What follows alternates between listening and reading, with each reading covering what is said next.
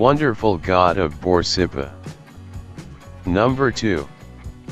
Nabu was absorbed into the worship of Marduk as Marduk's minister, and from the Kassite period onward became accepted as Marduk's firstborn son to his spouse Sarpanidam, who was Erua, that Marduk had taken as a wife from a cave, since there were no one to marry from his bloodline. Yes, she was an earthling, and Marduk was one of the people mentioned in Genesis 6th chapter that took a wife from man. She was living in a cave. The goddess that was associated with Nabu as a wife was Tasmatu. Tasmatu is the earliest attested wife mentioned. First mentioned spouse of Nabu is shown to us in the Emeralds tablets of Thoth, the Egyptian god of knowledge. In the tablets, Thoth told us that he took as a wife the daughter of the queen of the underworld Ereshkigal and her Nergal. Ereshkigal was the twin sister of the Sumerian god of wisdom, Enki, Nabu's grandfather that taught him a lot. Nidaba is occasionally associated with Nabu as co-resident of the Bid Mummu of Assur, but she is presented more as an equal deity than as a spouse. Notice what Wiki says about her. Nisaba is the Sumerian goddess of writing, learning, and the harvest. She was worshipped in shrines and sanctuaries at Umma and Ares, and was often praised by Sumerian scribes. She is considered as a female patron of mortal scribes as well as the scribe of the gods. In the Babylonian period, her worship was redirected towards the god Nabu, who took over her functions. Nabu in his relationship with Marduk is also associated with Samasan Sin through his cosmological symbolism of light and darkness. Astronomically, the Romans identified him with the planet Mercury. Nabu is so closely associated with Marduk that he sometimes shares his attributes. Nabu's main living center was the Ezida temple in Borsippa. His city was also strongly linked to Babylon since his statue was paraded between Borsippa and Babylon during the Akatuk festival. The formula for King Samsuditana's 17th regal year mentions a shrine dedicated to the worship of Nabu in the Esagil and records that a statue of Nabu was brought into the temple of Marduk, so this date can be taken as for the earliest times and manifestation of Nabu in Babylon. In the Assyrian period, temples of Nabu are attested at Assur, Nineveh, Kalhu, Durakan, Kerba-il and Guzana. Outside Mesopotamia, eastwards, a temple was built for Nabu at Duruntash in Elam. There is archaeological evidence that the respect of Nabu spread as far north as Nuzi and as far west as Ugarit. But it went further than that, because for the Noah flood, Marduk and Nabu went to the land of the hairy barbarians, which may have been India, because he went east towards the sun from the temple of Enki in Iraq. The first accurately datable attestation of Nabu is the year formula for Hammurabi 16, the year he, the king, built a throne for Nabu. From then on, Nabu is attested continuously throughout Mesopotamian history. In the Middle Babylonian period, Nabu's name is typically invoked on the Kujuru inscriptions, and it becomes a popular element in his personal names.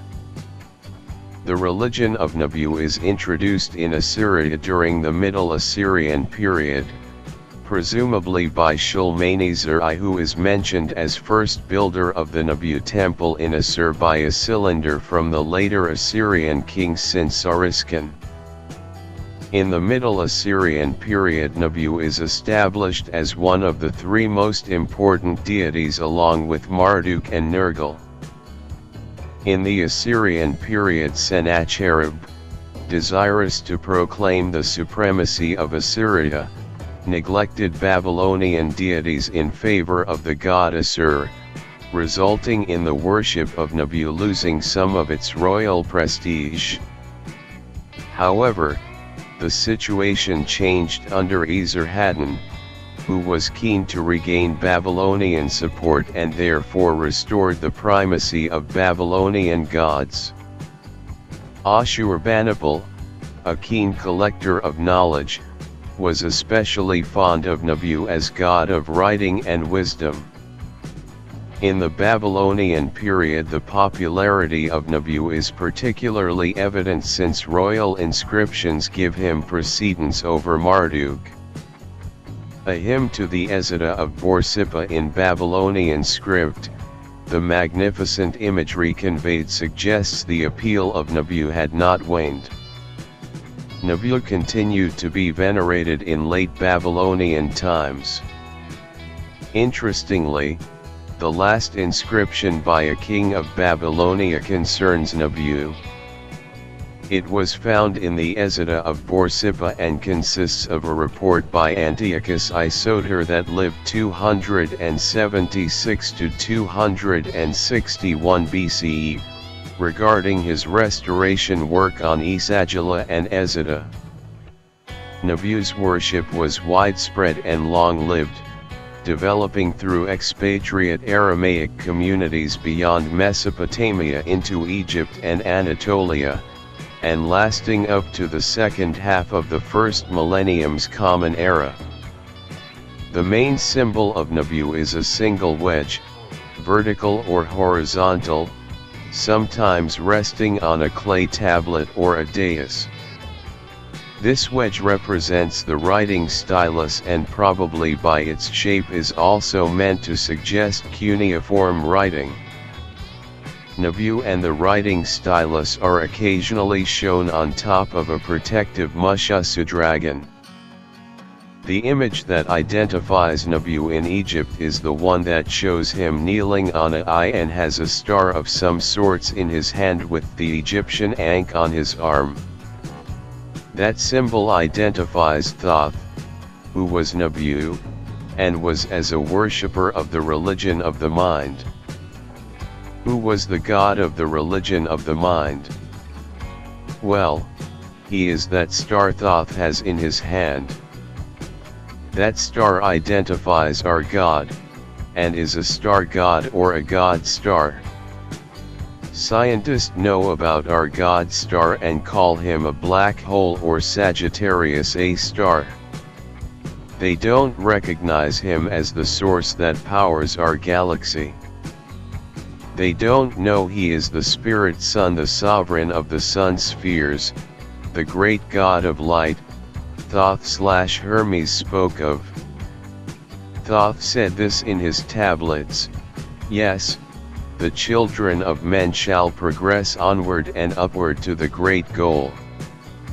Children of light shall they become. Flame of the flame shall their souls ever be. Knowledge and wisdom shall be man's in the great age, for he shall approach the eternal flame, the source of all wisdom, the place of beginning, that is yet one with the end of all things. Yes, in a time that is yet unborn, all shall be one and one shall be all. Man, a perfect flame of this cosmos, shall move forward to a place in the stars. Yes, shall move even from out of this space-time into another beyond the stars.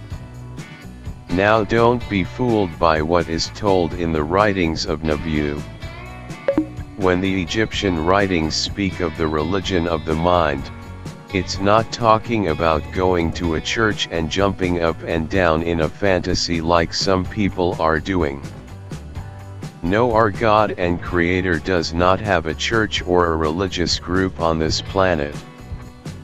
The religion of the mind is a study of God's mind, that He wants you to have to learn of Him.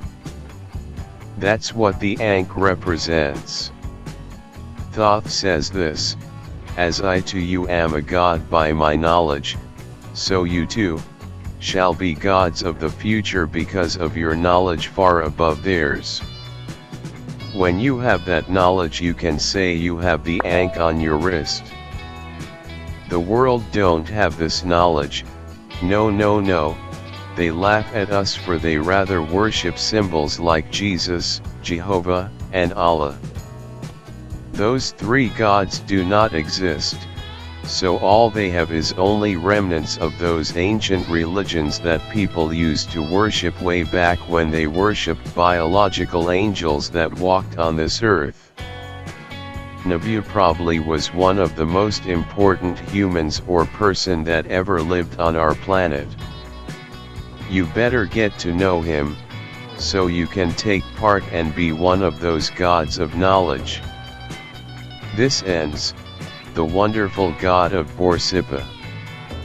Number 2.